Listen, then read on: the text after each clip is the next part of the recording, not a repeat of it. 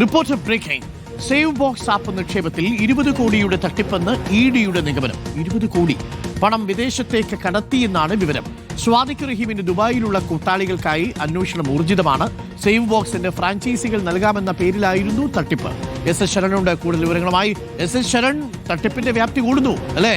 1 കോടിയാണ് ജയസൂര്യക്ക് ബ്രാൻഡിങ്ങിന് കൊടുത്തതെങ്കിൽ മറ്റുള്ളവരുടെ കൈകളിൽ നിന്ന് ഏകദേശം 20 കോടിയോളം തട്ടിച്ചുവെന്നാണ്. പണം പലതും കടൽ കടന്നുപോയി എന്നാണ് ഇഡിയുടെ നിഗമനം അല്ലേ Sharan? Good morning. Arunkumar, good morning. എന്തായാലും അത്തരത്തിൽ നിഗമനത്തിലേക്ക് തന്നെയാണ് എൻഫോഴ്സ്മെന്റ് ഡയറക്ടറേറ്റ് എത്തിയിരിക്കുന്നത്. ഇവിടെ സേവ് ബോക്സിന്റെ പേരിൽ വലിയ തട്ടിപ്പാണ് നടന്നിരിക്കുന്നത്. 100 കണക്കിന് ആളുകളാണ് തട്ടിപ്പിനിരയായിരിക്കുന്നത്. ഫ്രാഞ്ചൈസികൾ അനുവദിക്കാമെന്ന പേരിലാണ് ഈ തട്ടിപ്പ് നടന്നത്. അങ്ങനെ 20 കോടിയുടെ തട്ടിപ്പ് നടന്നു എന്നുള്ള നിഗമനത്തിലേക്ക് ഇഡി എത്തിയിരിക്കുന്നു. എന്നാൽ ഇതിൽ ഈ തട്ടിയെടുത്ത പണം എവിടേക്കാണ് പോയെന്നുള്ള കാര്യത്തിൽ നേരത്തെ നടത്തിയ അന്വേഷണത്തിൽ ഒരു വ്യക്തത വരുത്താൻ കഴിഞ്ഞിരുന്നില്ല. അതിന് പിന്നാലെ ഇപ്പോൾ ഇഡി കണ്ടെത്തിയിരിക്കുന്നത് ഇത് വിദേശത്തേക്ക് കടത്തിയിട്ടുണ്ടെന്നുള്ളതാണ്. പ്രധാനമായും ഈ തട്ടിപ്പിന് പിന്നിൽ പ്രവർത്തിച്ചത് ഉടമയായ സ്വാദിഖ് റഹീം മാത്രമല്ല. സ്വാദിഖ് റഹീമിന്റെ സുഹൃത്തുക്കൾ വിദേശത്തിരുന്ന് ഇതിന് ചുക്കാൻ പിടിക്കുന്ന സാഹചര്യം ഉണ്ടായിരുന്നു എന്നുള്ളൊരു വിലയിരുത്തലിലേക്കാണ് ഇപ്പോൾ ഇഡി എത്തിച്ചേർന്നിരിക്കുന്നത്. അങ്ങനെ ദുബായിലുള്ള സ്വാദിഖ് റഹീമിന്റെ കൂട്ടാളികൾക്ക് കൂടി ഈ പണം ലഭിച്ചിട്ടുണ്ട്.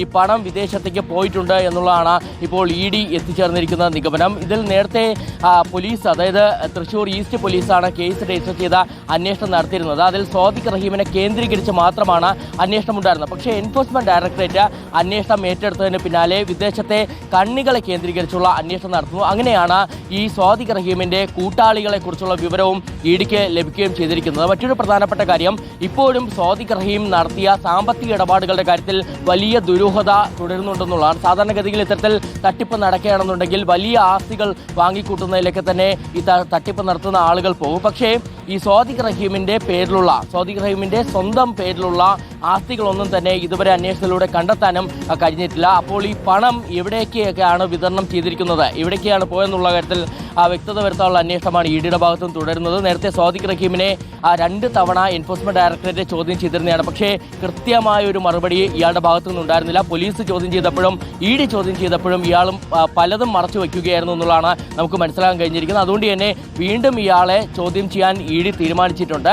ഒരു വശത്ത് നമുക്കറിയാം നടൻ ജയസൂര്യ ഉൾപ്പെട്ടതിലൂടെ ഏറ്റവും വിവാദമായ ഒരു കേസാണ്. ഈ കേസിലാണ് ഇത്തരത്തിൽ പണം വിദേശത്തേക്ക് കടത്തിയെന്നുള്ള നിഗമനത്തിലേക്ക് എൻഫോഴ്സ്മെന്റ് ഡയറക്ടറേറ്റ് എത്തിച്ചേർന്നിരിക്കുന്നത്.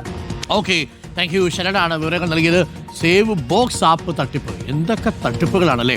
പാതിവില തട്ടിപ്പ്, ആട് മാഞ്ചിയം തട്ടിപ്പ്, ഇപ്പോൾ ഇതാ സേവ് ബോക്സ് ആപ്പ് തട്ടിപ്പ്. അതിന്റെ ഫ്രാഞ്ചൈസികൾ കൊടുക്കാം എന്ന് പറഞ്ഞാണ് തട്ടിപ്പ് നടത്തിയത്. ഉണ്ണികൃഷ്ണൻ പോറ്റിമാരൊക്കെ അവതാരങ്ങളായിട്ട് വരുന്ന കാലമല്ലേ, ഇതിനപ്പുറവും നടക്കും. പ്രിയപ്പെട്ടവരെ,